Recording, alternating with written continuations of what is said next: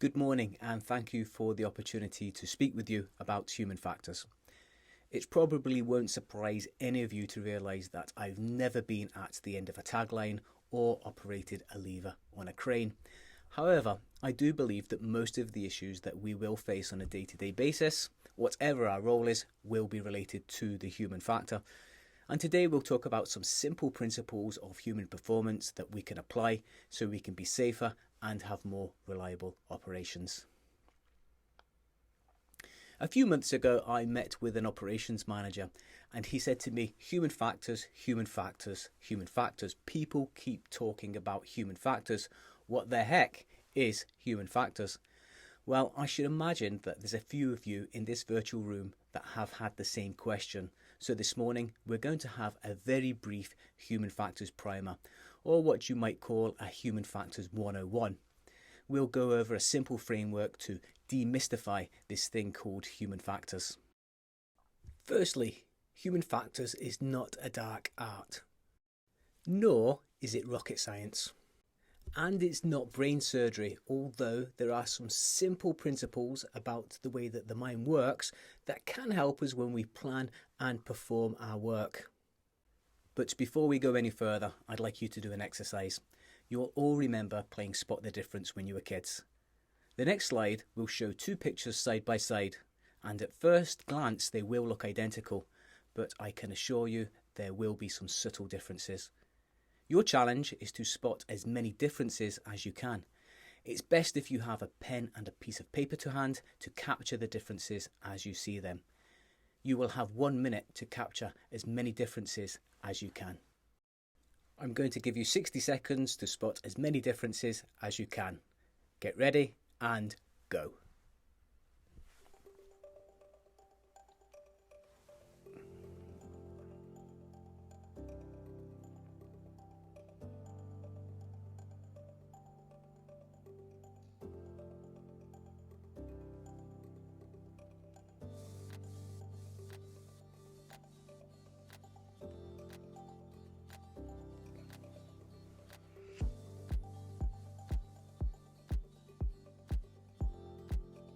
30 seconds gone.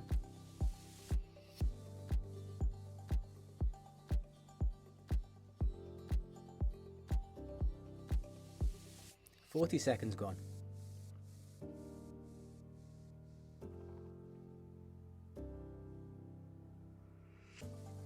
10 seconds left. 5 seconds left. And stop. If you quickly look at this slide, you will see the differences circled in red. I'll give you a few seconds to check your answers.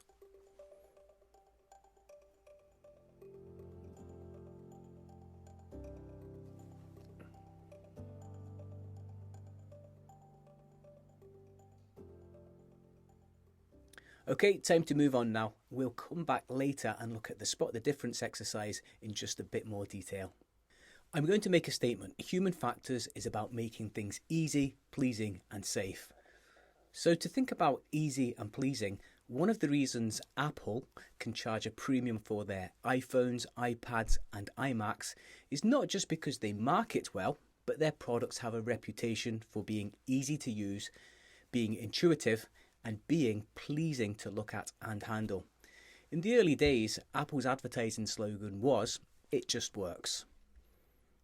For most of us and human factors experts in our industry and similar industries, what we're interested in is getting things to go right more often. We want things to be easy and safe. Or on the flip side, the other way of looking at it is we want less unplanned events.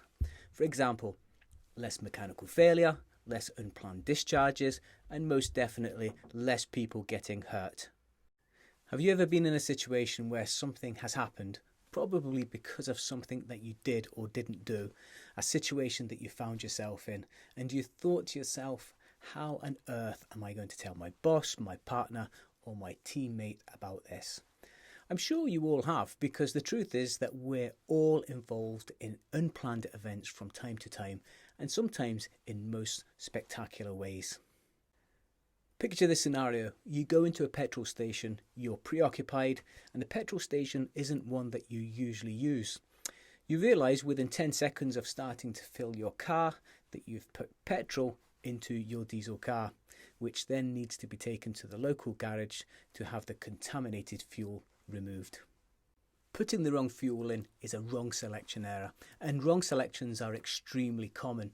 In fact, wrong selections are one of 6 main action errors that happen when you have unplanned events at work or home. So, wrong amount, wrong order, wrong time or timing, not done when something should have been done, wrong selection, and wrong position. Let's take just a couple of minutes to look at those 6 action errors in a bit more detail.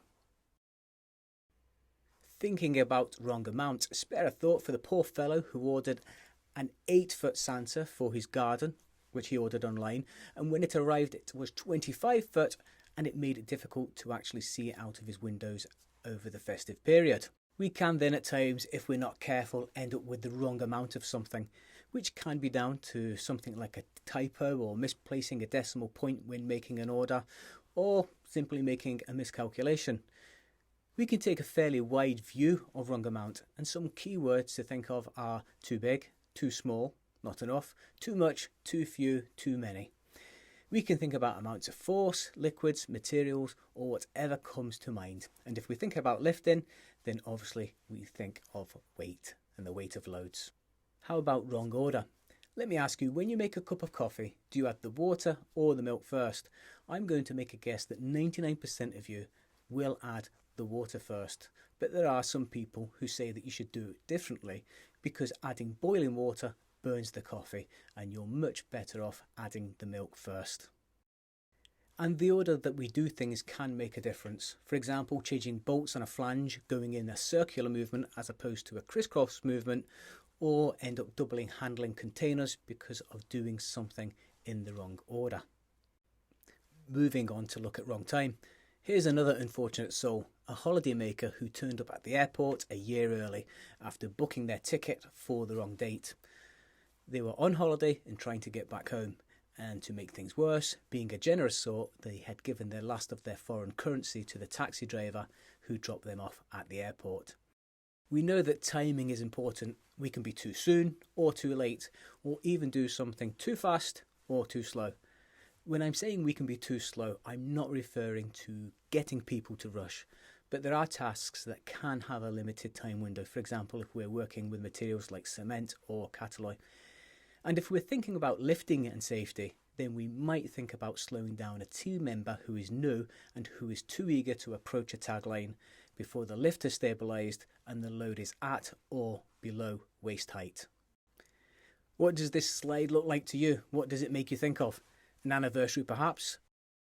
I wonder how many of us have forgotten an anniversary, a birthday or another important date and then been faced with an awkward conversation. Forgetting or not doing something because you don't realise it needs to be done can lead to difficult conversations at home and work, whether it's forgetting to attend a meeting, performing a job step or doing a vital routine daily check on a crane. And here we have an official from Mumbai taking a drink of water before talking about education plans for schools. Except it wasn't water, it was hand sanitizer. Luckily, the official was okay. But wrong selection, whether it's a switch, a lever, a button in a cab or a sling or a container of oil, can lead to problems. Moving on, can anyone remember these guys? A bit of a one-hit wonder back in the 80s. Crisscross. Can you remember their thing, their visual statement? Take a close look at what they're wearing. You might have noticed they're wearing their clothes back to front. The final unplanned event we're going to talk about is wrong position. So wrong place, location, wrong way around, open instead of closed, and so on. The one that comes to mind immediately with lifting operations is a person being in the line of fire, so a person being in the wrong place. Okay, let's take a minute to do a sorting exercise to test your attention. Let's have a look at the icons on the left and match them to the words on the right. I'll give you 30 seconds to have a quick look over and to match the images with the words.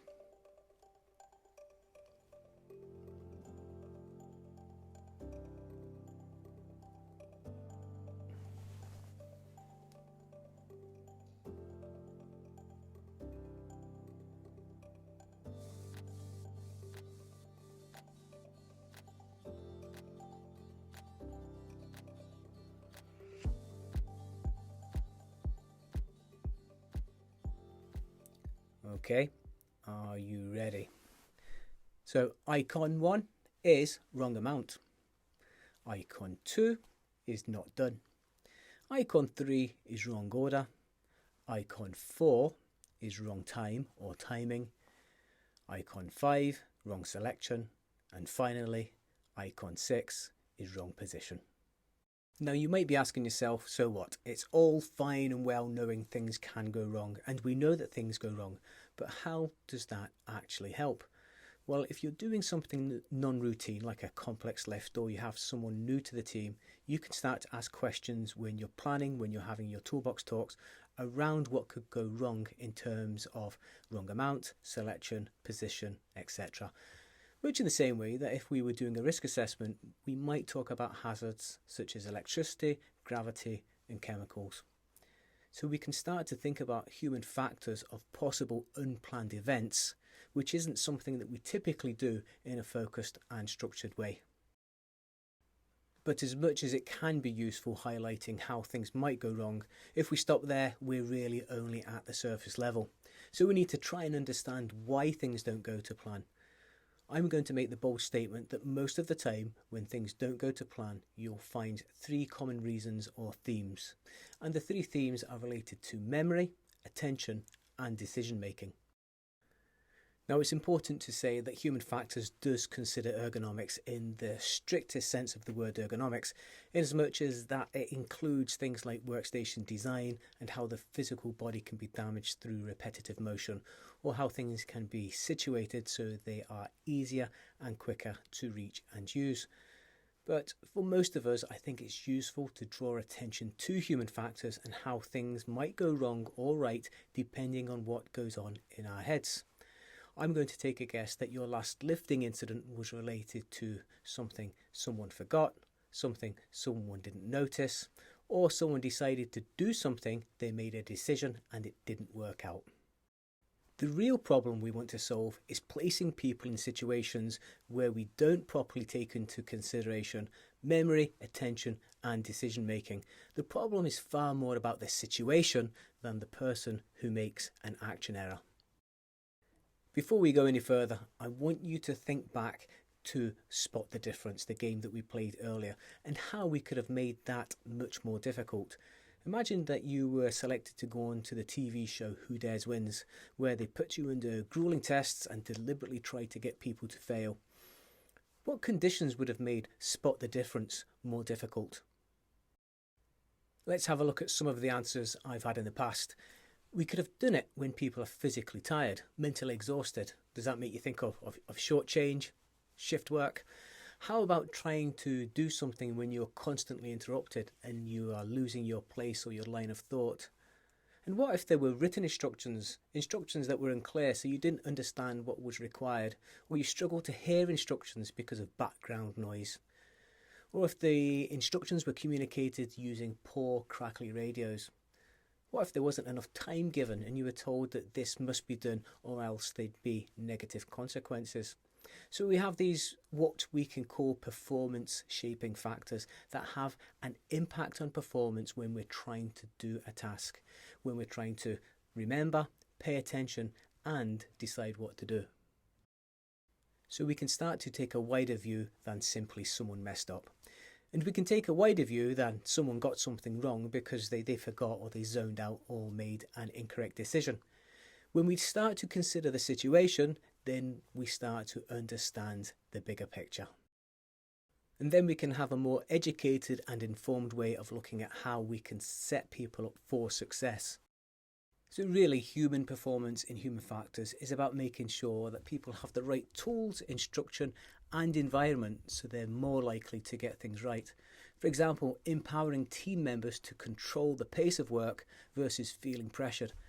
and encouraging people to focus on doing one thing instead of multitasking, and making sure that we have planned pauses and bite-sized information when we're doing a longer job, or we're doing something that we've not done for a while, or we have a new crew member. Is the team tired? If so, are there some jobs that we're better scheduling earlier in the shift tomorrow? And so on. Again, what I'm getting across is that human factors is not about blaming the end user who happens to be at the sharp end with their hands on the wrong type of oil as it goes into the engine. It's about having a structured, considered, supportive environment so fluff-ups are less likely in the first place. An ideal situation is where people, whether it's managers, supervisors or frontline workers, are familiar with performance shaping factors and the basics of human factors, and they're able to see situations arise and recognise negative shaping factors as triggers. So they can say, hold on, we need to change this. For example, if the team starts to feel rushed, the supervisor or leader recognises the need for a timeout. Or if there's a lousy procedure, they can get the procedure changed so it's practical and helpful. So triggers include performance shaping factors that influence what's going through our minds as we plan and go about our work. But triggers also include recognising the potential of things to be misselected, be in the wrong position, miscalculated, and so on. For example, if the M8 and M9 bolts are placed next to each other on a shelf in the stores and the boxes look identical, can we improve the lighting at the shelf? Can we change the appearance of the boxes or document the potential for misselection of the wrong bolts in the risk assessment or perhaps in the toolbox talk documentation? Can we do this so that action error is less likely? These are all trigger or hold points we can use. In closing, by now we should have demystified what human factors is. That it's not a dark art, it's not rocket science, and it's not brain surgery. For most of us, human factors is simply about helping others to perform to their ability. But what I would caution you against is thinking we already talk about that stuff, so we've got it covered.